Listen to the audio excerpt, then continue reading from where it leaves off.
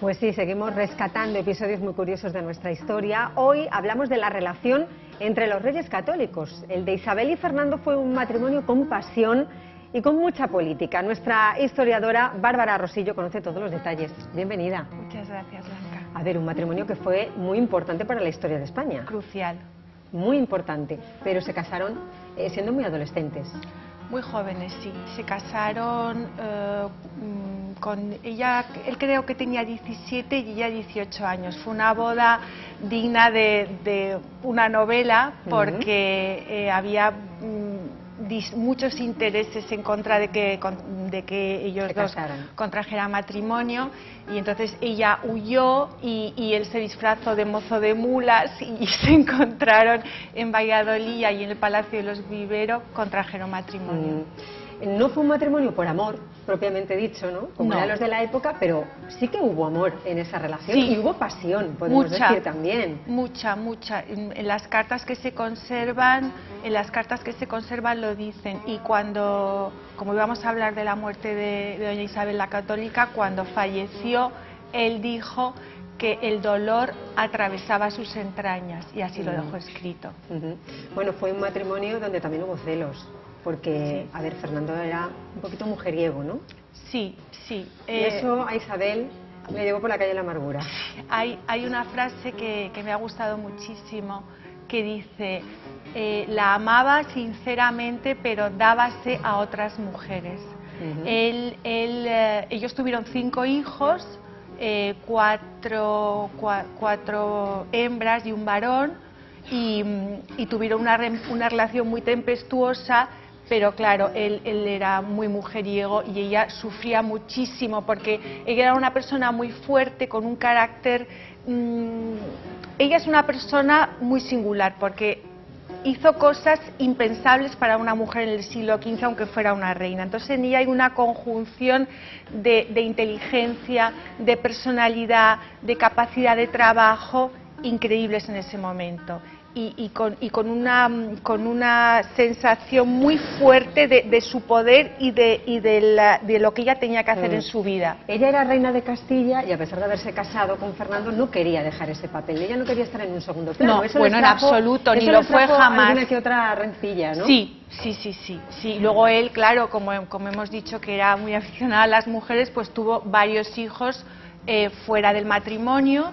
Incluso antes de estar casado ya tenía hijos ilegítimos. Decimos que era un matrimonio casi de película porque tienen muchos ingredientes, y tienen los celos, tienen, como decimos, la pasión, pero también la tragedia, porque sus vidas son muy trágicas, tienen muchos problemas con los hijos, muchas desgracias.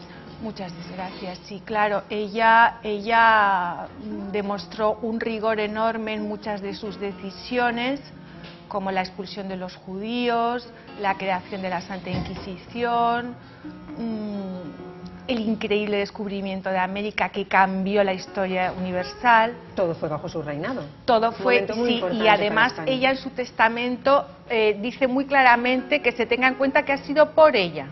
O sea que no lo dejaba nada.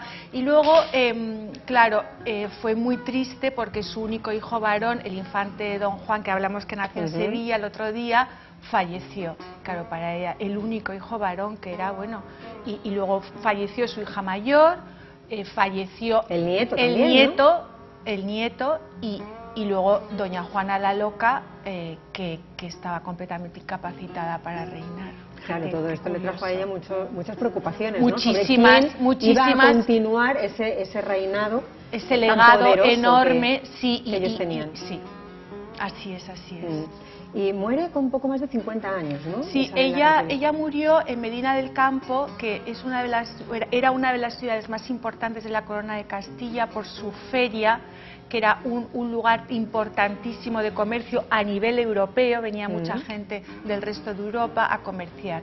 Y entonces en 1504 ella pidió redactar su testamento, murió con 53 años, dicen los expertos, por el diagnóstico diagnóstico probablemente de un cáncer de útero, y entonces ella dejó un testamento interesantísimo donde podemos ver exactamente, no quería dejar ningún tema en el aire, sino está todo perfectamente estructurado. Sí. ¿Y qué es lo más curioso de ese testamento, Bárbara? Pues bueno, no sé, he leído bastantes partes y es muy curioso, por ejemplo, en lo que luego vamos a hablar, en lo que respecta a su enterramiento, ella pidió que nadie llevara luto por ella, que no hubiera pompa alguna por sus funerales. Tenemos que tener en cuenta que en el antiguo régimen todo lo que viniera de la realeza tenía una gran pompa, véase bodas, nacimientos, funerales, sí, ¿no? Todos estos episodios.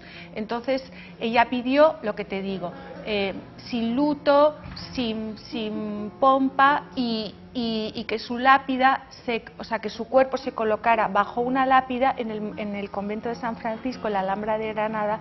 Granada era para ellos el centro y la máxima alegría por haber conseguido unir España, ¿me entiendes? Entonces, claro, ella pidió ahí en una lápida lisa sin ningún tipo de adorno y que ahí quedara. Pero si mi señor, pero si mi marido y mi señor decidieran otra cosa, que él disponga, y es muy bonito lo que dice, no te lo sé decir exactamente las palabras textuales, pero la unión que hemos tenido en vida, nuestros cuerpos han estado juntos en vida, que lo estén después de muertos también. Bueno, ellos están enterrados, el sepulcro está en la Capilla Real, sí, de Granada. Bárbara, ¿y qué le ocurre a Fernando cuando muere Isabel? Porque me comentaba Bárbara, bueno, que incluso él solicitó una muñeca.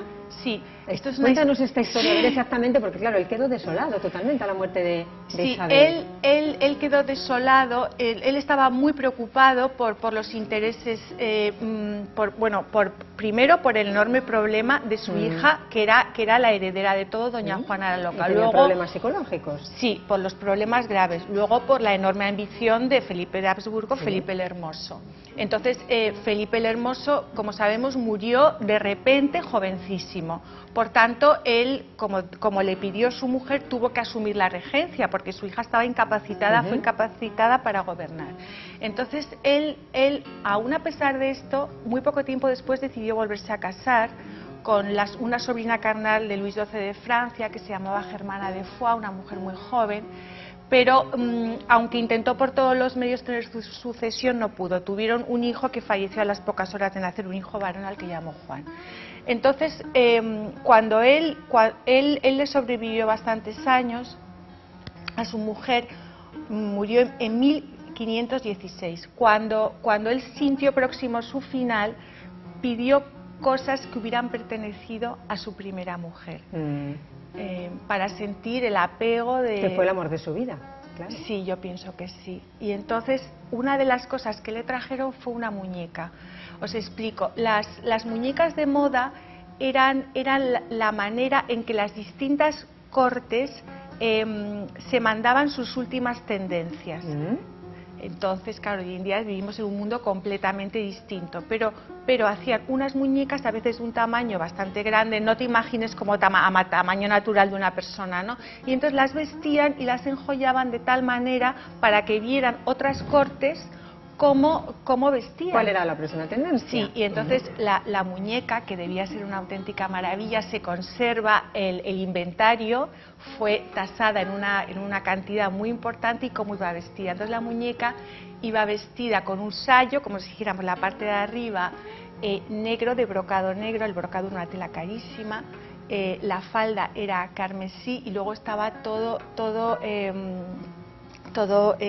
perdona que se me va la palabra, bordado con piel de armiño. Llevaba una cadena de oro en el cuello, otra cadena en la cabeza. Y entonces, bueno, pues esta historia es muy interesante, primero porque se ve que habían pasado muchos años, de 1504 a 16, claro. Él había pedido algo suyo y es muy interesante saber cómo pues la casualidad de la vida hizo que le entregaran esta muñeca que había pertenecido a su mujer. Quizá el matrimonio de Isabel y de Fernando es del que más datos hay y de los que mejor se ha recogido, ¿no? históricamente. Sí, porque claro, ellos tenían sus biógrafos que iban con ellos por todos los sitios, luego también escribían muchísimo, sobre todo ella, que la verdad es que dejó muchísimas cosas donde podemos adivinar su personalidad. Y luego ya, pues él decidió que quería ser enterrado con ella. Estuvieron los dos reposando en el convento de San Francisco, en esa sencilla lápida, y ya a través del conde de Tendilla encargaron a Domenico Fancelli, que era un escultor italiano magnífico que ya había trabajado en España.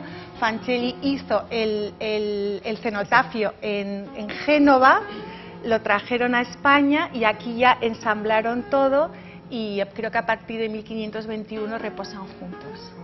Bueno, ellos abajo, como quien haya podido visitarlo, y es muy bonito. Ella va vestida, los dos llevan corona, ella lleva un medallón con la cruz de Santiago, que era el patrón de Castilla, y él va con armadura y una espada como buen guerrero que era.